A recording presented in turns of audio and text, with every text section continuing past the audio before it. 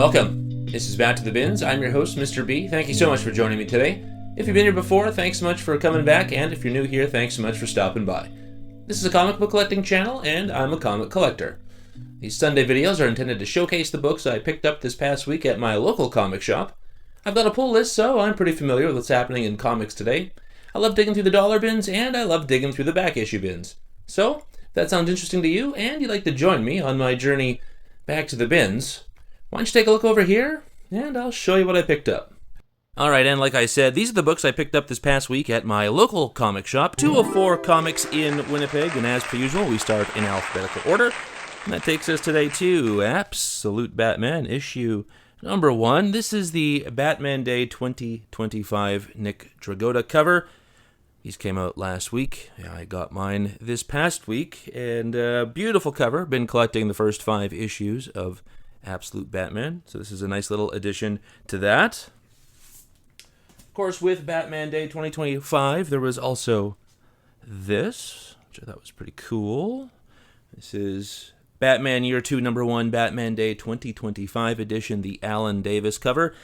Now, this isn't necessarily alphabetical, but I thought given that these are the 2025 Batman Day exclusive comics, I would show those first as they came out last week, so that's pretty cool as well.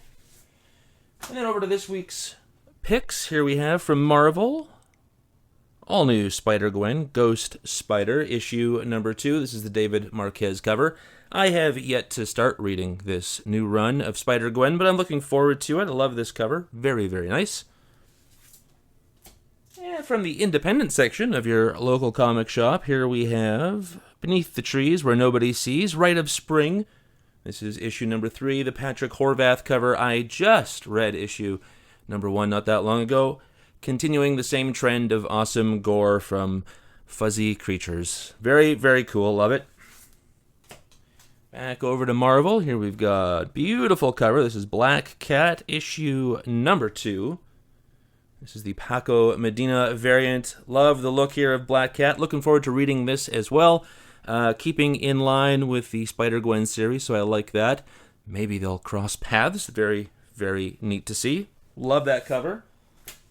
Over to DC. Here we've got definitely a contender for cover of the year. This is DC vs. Vampires, World War V, number 12, the Dat Phan variant.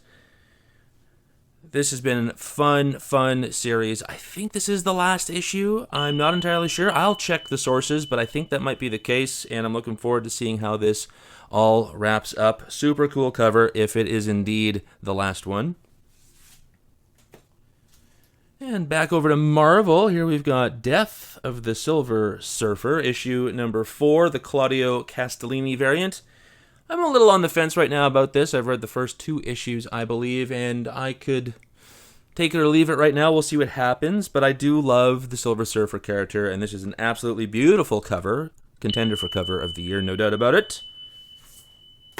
Back over to the independent section of your local comic shop. Here we have Escape. This is issue number 2, the Daniel Acuna A cover. Have yet to read issue 1. It's got to be getting close if I'm picking up issue number 2 now. Looking forward to seeing how this bear tackles World War II. Should be pretty interesting. Are you reading it? Let me know. And out of the dollar bins, I saw this sitting there. I'd never seen it before. I thought I should get it. It's Fantastic Four, special edition number 1 from February of 1984, featuring a John Byrne cover. It's really just a reprint with some additional things from John Byrne of the Fantastic Four annual number 1 from 1963. Of course, Submariner in the thick of it. Super cool. And just for the cover and our favorite artist, Mark Spears, I'm just teasing you.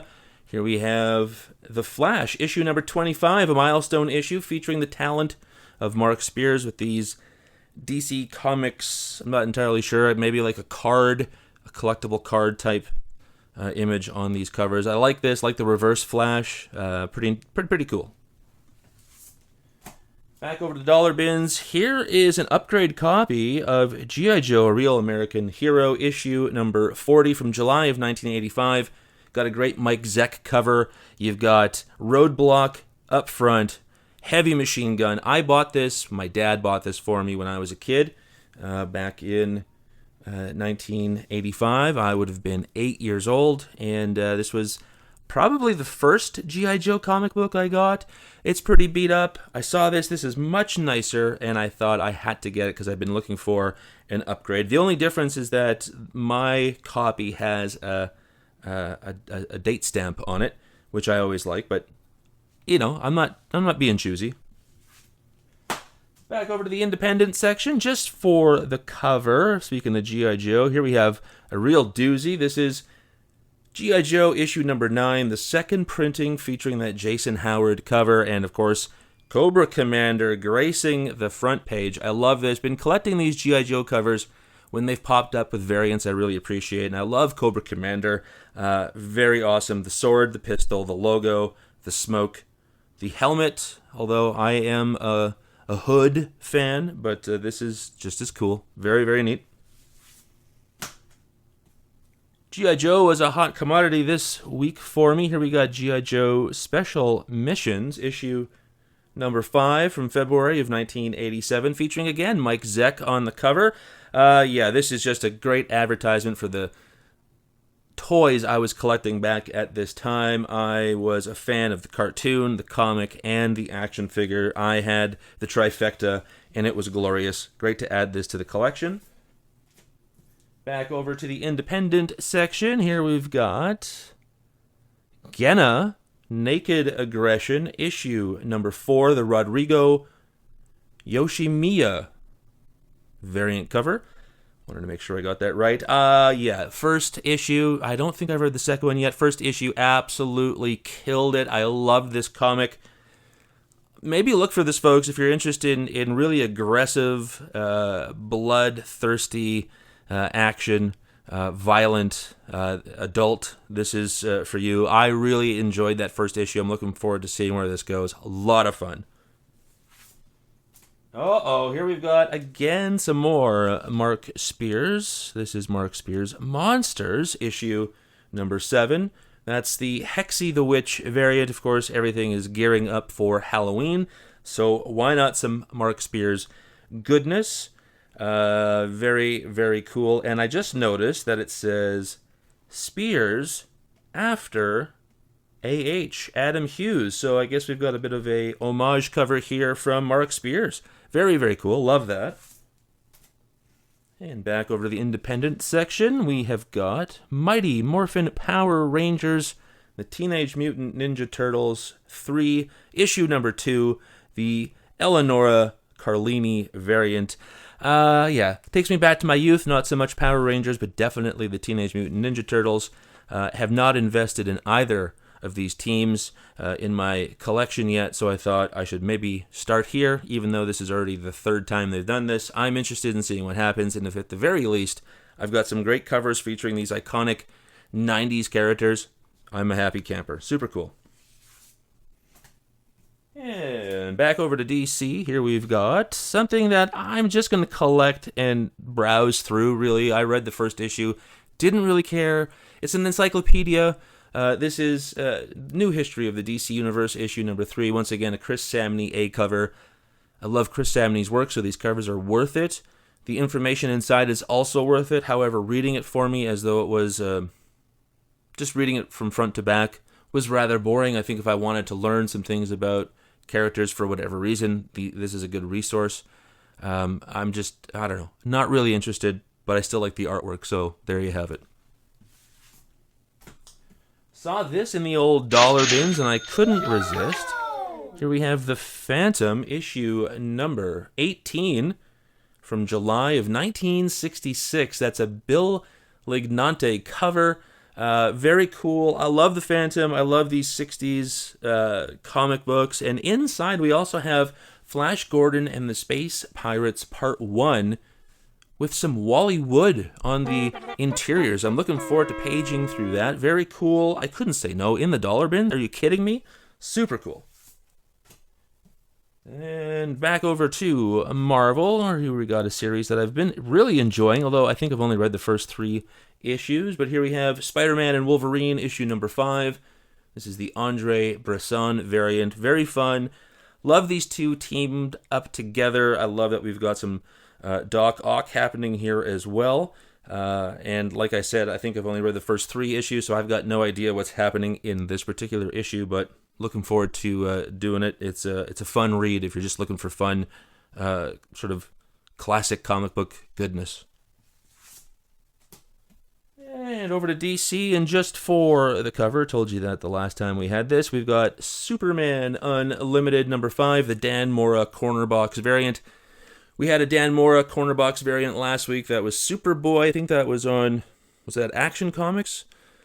It could have been, or Batman Superman, I forget. But I love this adult version Superman busting through those chains of kryptonite. Super cool. Contender for cover of the year, and I hope to see more corner box art really on comic covers. I think that'd be a lot of fun. Over to Marvel, something that, I don't know, I guess is okay, but for me I wished it was a little bit more. Here we have The Thing, issue number 5, the Greg Land variant. Once I get to this one, I'll make a decision if I want to keep going. I don't think this is a limited series, but it really just hasn't resonated with me, and that's okay. They don't always have to, but love the character, you know that. Here's something I've been really waiting for and super glad it's here right now. This is The Twilight Zone, issue number 1. I would imagine this book is called Blanks, and I love that it's called Blanks, and we've got a sketch cover, a blank cover. Yeah, I'm a huge original Twilight Zone fan. I love Rod Serling's work. I love the stories. They're iconic for me. They mean the world to me. Super stoked to get a sketch cover just in case I find somebody at a con who's going to do something super cool for me. I'd love to see that happen. And of course, I had to get a copy with a actual cover, and this one is definitely a throwback to the introduction to the TV show from the 1950s and early 1960s. This is the Martin Simmons variant, and I am here for it. I really hope the stories connect. I really hope the stories are a throwback, but modern. I don't care if they're modern. I want that feeling of the Twilight Zone to really hit these pages. I'm hoping it's going to be good. Are you reading this? Let me know. My favorite TV show of all time, right there, The Twilight Zone. Back over to Marvel. Here we've got Ultimate Spider-Man issue number 21, the Francesco Mana variant. So far, I've seen people kind of criticizing this issue, maybe a bit of a letdown, not entirely sure, but definitely love the cover. Mysterio, the Goblin, Mary Jane, Spider-Man. This is good stuff. Love that. And back over to the independent section of your local comic shop. Here we have Universal Monsters, The Invisible Man, issue number 2, the Mike Del Mondo variant. I have yet to read issue 1. I say it all the time, these Universal Monster comics are awesome. Get them if you're interested in this stuff. I'm looking forward to The Invisible Man. Highly underrated. This cover is beautiful. Look at what's happening here. This Eraser, Invisible Man, funny, haha. Contender for cover of the year, no doubt about it. And another contender for cover of the year, if you ask me. Here we've got more Mark Spears goodness. This is Wonder Woman issue number 25, a nice milestone issue, of course. Look at the lovely Wonder Woman showing her might. Love this cover. So fun. Well, there you have it, folks. Hopefully you enjoyed that. And how about we get back to the real world, shall we? Well, it was a great stack of books. Hopefully you enjoyed what you saw, and if you did, why don't you like, comment, and subscribe? It really helps to build the channel, and I'd love to develop a community of people who just really love comics. Thank you so much for joining me today. We'll see you next week, and until then, remember, comics are good.